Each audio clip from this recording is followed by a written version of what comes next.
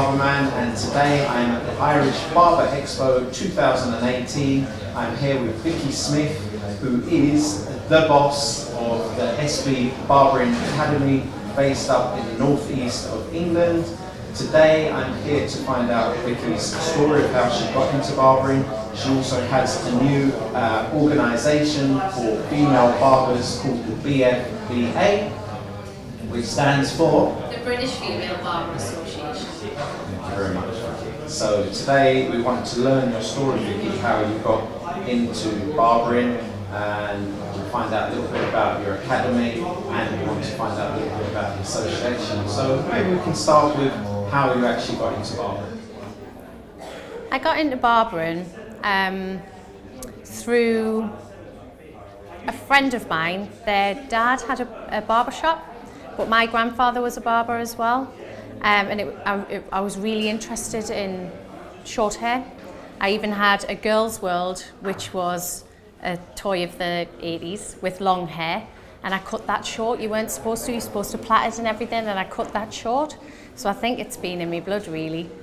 So I started an apprenticeship at Malcolm H in Sunderland, which was a really, really good shop in Sunderland. I also did, at the time, 24 years ago, you had to do ladies.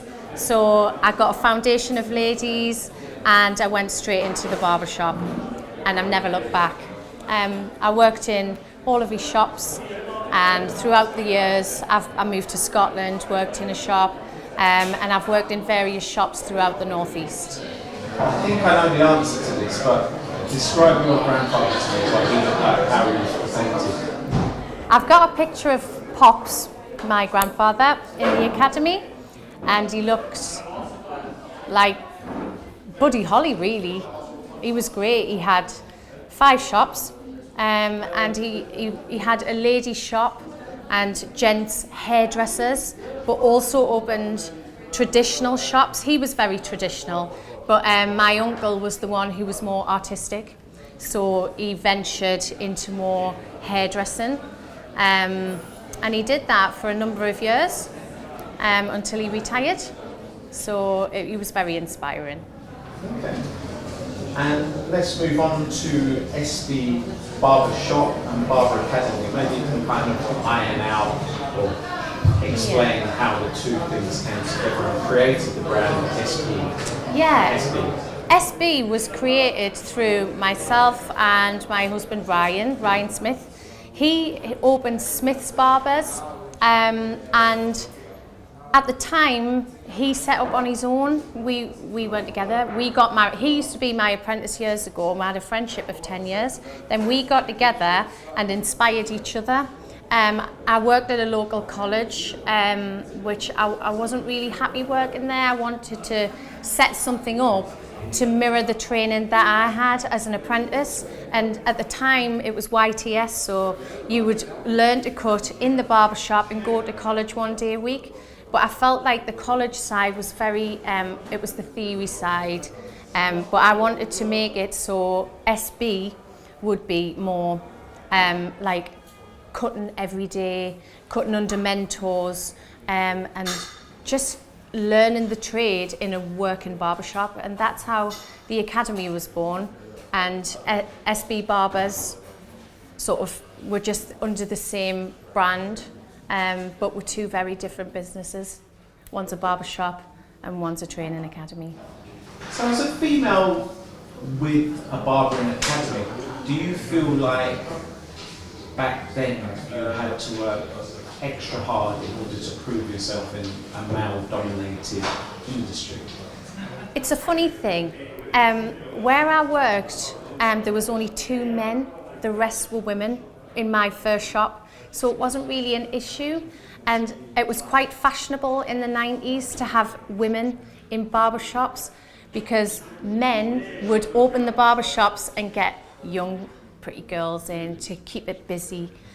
So it wasn't really an issue. I only found it an issue when I went into training, because I was overlooked quite a bit for jobs, I think, because as like a lead trainer or head trainer or head of department, it was more of a male dominated industry, and I was overlooked quite a lot for jobs because of that. and I found men got the jobs more than women, so it was in the higher, it was like a hierarchy really. But now you are highly respected. I mean, you've had, you know, the likes of Hard Grind coming through for further training because he wanted to add credentials to his already seasoned skills. We've had Simon, I mean, who I really rate as a barber, and he's got a lot of respect and admiration for, is Brad Owen. For me, he's one of the best barbers in the UK. H-Bad. Yeah. He didn't train through me. No, I know he didn't train for you, but my point is he respects your work, and I highly respect him. I think he's one of the best barbers in the UK. Yeah, Brad Cowan is just a fantastic barber. And you do feel like you've made it if someone with that calibre can respect what you're doing for industry. So Brad actually he mentored and employed someone who came through the academy, James Doyle, and that was amazing. Yeah, it was very good to hear that he got a job there with Brad. So tell me a little bit about your training courses, maybe Zero to Hero and someone who wanted to improve their skills.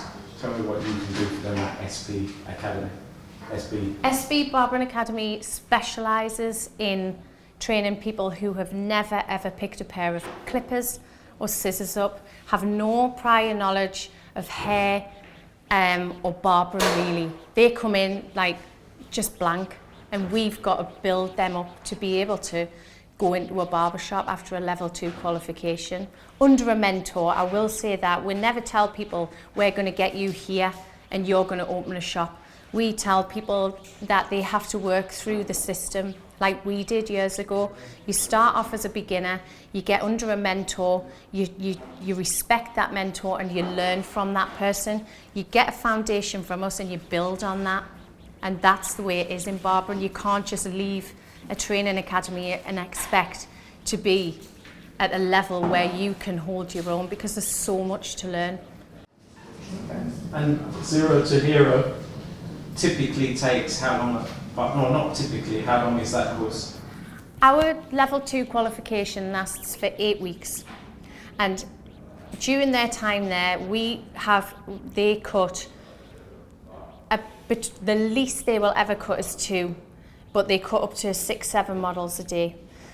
And then after that, they can progress to a level 3, which is more an advanced program where they learn to shave and they just build on existing skills under us as mentors.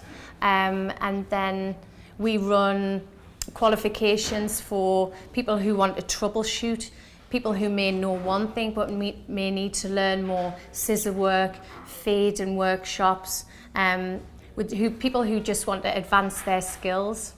Yeah, because something that I heard quite commonly with barbers, they've self-taught themselves. Yeah. So they find themselves getting the job done and they need to go around that job about 8 or 9 times in order to correct it because they haven't got a system. So I guess these more advanced systems, courses is where you come in and give them a system and tools and techniques and methods in order to speed up their workflow. Totally right. As a barber, we always teach to work from a routine. And once you follow a guide, you work into a routine, you get your timings down, your work's more. You've got a system to follow. Yeah, you know where you are, you can define where you are at that particular stage in a haircut. Yes. That's what I find a lot of them, they kind of know how to do it, but they have to go around it 8 times to correct it, whereas if they had a system and followed the steps, so you build in the foundation, and after you've built the foundation, then you can style the foundation. Yeah. But where they don't know the foundation, they're styling off of something that ain't quite a foundation, I guess. Yeah, I think you need to learn the building blocks. You have to learn the basics. If you don't know the basics, you can't build on them. And once people who are self-taught, they sort of got their own way of doing a haircut, but then they come to us to build them foundations. So I have to strip everything back and then teach them to build that haircut up. It's like a jigsaw puzzle. You learn step by step and then you piece it all together. And then after that, you go into the big barbering world and you build on that. And I guess with the longer work, the scissor work, they have to have a key understanding of shape as well. Oh, definitely, shape's very important. We actually teach a program that runs alongside our level 2 on a dummy head, which is the foundations of structure, layer shapes, scissor control, comb control, hair control.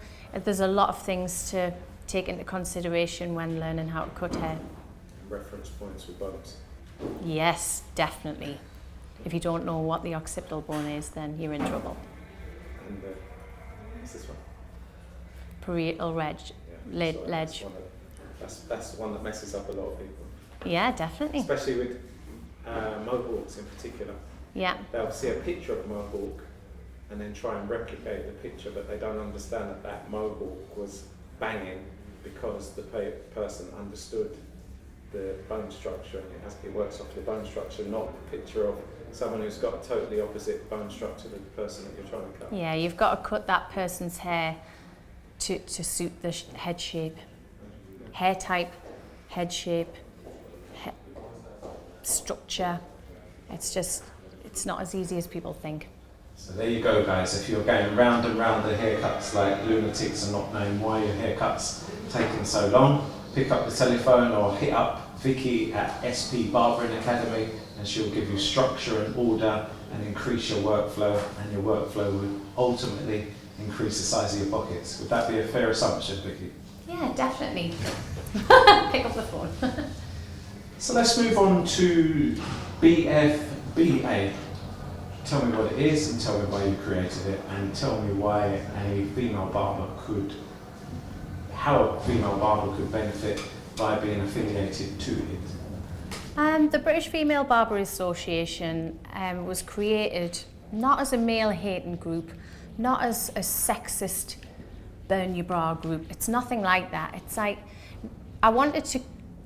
essentially what I wanted to do was create a network for female barbers. At the moment, it is a male-dominated industry. If you look at the ratio male to female, it shows it's just massive. There's so many men who are barbers and not a lot of females, or barbers don't come to shows.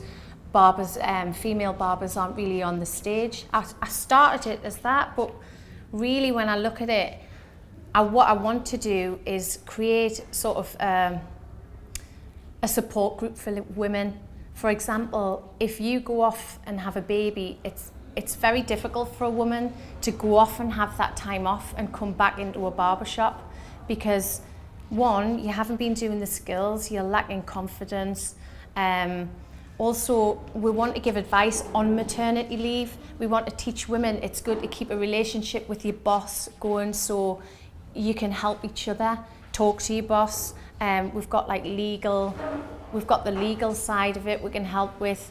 Not only that, there are a lot of, for men, there are a lot of groups, testicular cancer, male suicide, mental health issues surrounding men. But what about women? There are females in this industry as well, you know. So I wanted to really, as a experienced barber who's been through a lot, having a baby, having issues with self-confidence coming back, also being a new barber coming into the industry, I've been there, done that, got the t-shirt, so I feel like I can give women a lot of support. And that's why we got together with I've got the girls together, talented girls. We can do shows, we can offer that support for women through private group, through like blogs, you know, and we're there. We want to encourage women to come to shows. We want to encourage women to come into this industry, and that's essentially why I set it up. And not to feel alone. Yeah. And feel like they want to ask their male counterparts, as much as they might be on their side, they might feel a little bit awkward, where they can come to you, which is a network. Yeah. I mean, you've got a lot of experience, but you know, the girls around them might have their particular experience. Exactly.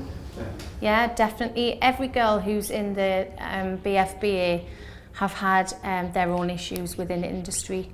You know, sort of, you've got testicular cancer. there's actually a story behind that. A few of the girls have had cervical scares, but when I had a really bad scare when I was 20, and you don't get smear tests now until you're 25. And at the time, really, if I hadn't had a smear test at 20, I wouldn't be here to tell the tale. So it's about sort of sharing experiences with women. It's sort of, that's what I want to do, just be that network support for women within industry. They can come to us with anything.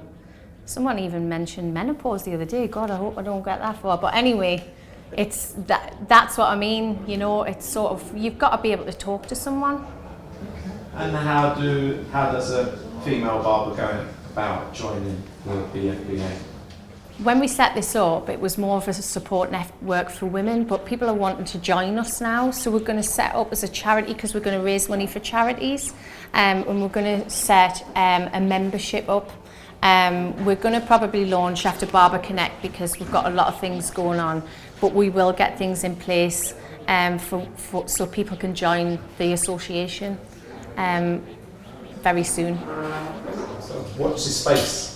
Watch this space, yeah. And in the meantime, they can follow you at SB Barbering Academy, and you'll be having posts. We have BFBA Official, which is the British Female Barber Association official page, where we'll give you news and everything like that, what's happening. And that's on Instagram. That's on Instagram, and SB Barbering Academy is also on Instagram. Yeah. Vikki Smith, thank you very much for sharing your story Larry. on yourself, your academy, your association. And I wish you every success with all three of those things. Thank you, Larry. It's been a pleasure. Thanks.